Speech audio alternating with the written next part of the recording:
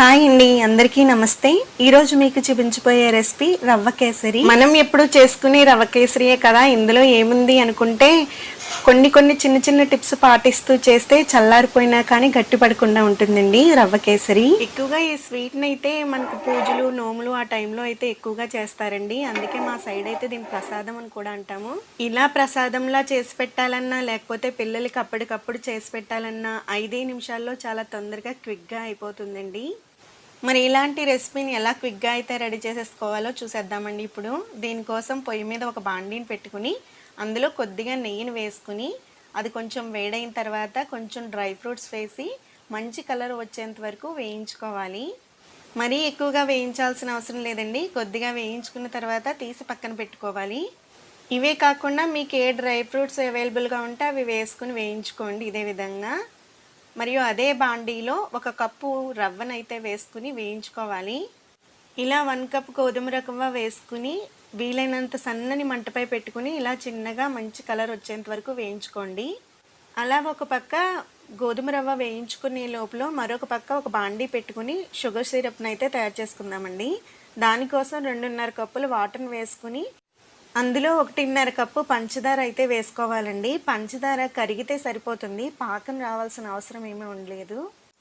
ఇందులో కొద్దిగా కేసరి కలర్ వేసుకోండి, మీకు నచ్చితే వేసుకోండి లేకపోతే స్కిప్ చేసేయండి. నేనైతే వీడియోకి బాగుంటుంది కదా అని వేశాను. ఆ తర్వాత కొద్దిగా ఇలాచీ పౌడర్ వేసుకుని కొంచెం పంచదార ఈ విధంగా కరిగేంత వరకు ఒక మరుగు మరిగించుకుంటే సరిపోతుంది. మీరు కావాలనుకుంటే రవ్వ వేయించుకున్న తర్వాత ఇవన్నీ వేసేసుకుని డైరెక్ట్గా ఉడికించుకోవచ్చండి. మీరు ఎప్పుడు తిన్నా కానీ గట్టిపడకుండా మనం ముందైతే ఎలా చేసామో అలానే ఉంటుంది. మరో పక్క రవ్వ వేయించుకుంటున్నాం కదండి, ఇదైతే కొంచెం ఇలా కలర్ మారి పచ్చివాసన పోతుంది. ఆ టైంలో మనం ముందుగా తయారు చేసుకున్న ఈ షుగర్ సిరప్ని అయితే కొద్దిగా వేసుకుంటూ ఇలా కలుపుకుంటూ వేసుకోవాలి. మీరు ఏమాత్రం కలుపుకోకుండా ఉన్న ఉండలుగా కట్టేస్తుందండి. అందుకోసం ఇలా వాటర్ పోసుకుంటూ కలుపుకుంటూనే ఉండాలి. వాటర్ వేసిన తర్వాత ఇంతకుముందు వాటర్ అయితే మనం 2.5 కప్పులే వేసుకున్నాం కదండి, అసలైతే 3 కప్పులు వేసుకోవాలి. దానికోసం ఒక 1/2 కప్పు పాలును వేసుకుంటున్నాను. పాలు చిక్కగా ఉండేలా చూసుకోండి. చిక్కని పాలు వేసుకుంటే రవ్వ కేసరి టేస్ట్ అయితే చాలా బాగుంటుంది.